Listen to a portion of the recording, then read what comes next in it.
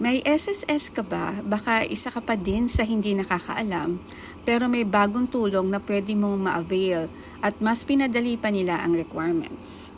Kung SSS member ka, ito ang mga dapat mong malaman tungkol sa Emergency Loan Program ngayon 2026. Hanggang kailan pwedeng mag-apply?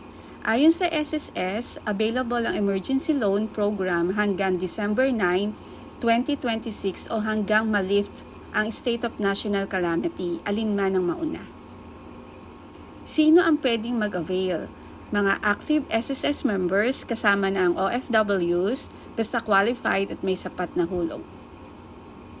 Ilang hulog ang kailangan? Good news, dati 36 months ang requirement, ngayon 18 monthly contributions na lang at kailangan may 6 na hulog sa nakaraang 12 buwan. Magkano ang pwedeng mahiram?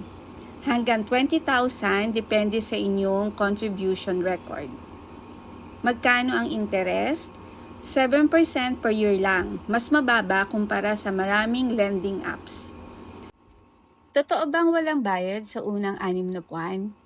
Yes, may 6-month repayment moratorium kaya hindi muna kayo magbabayad ng amortization sa unang 6 na buwan.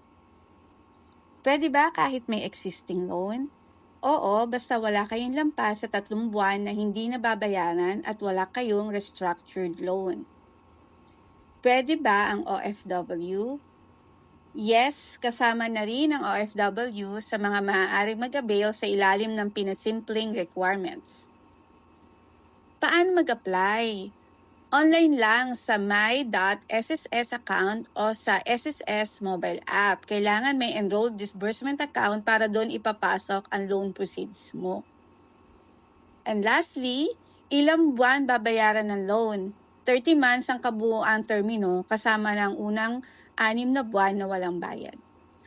Share mo ito sa mga may SSS para updated sila at hindi mahuli sa application. May 6 months na lang. Go!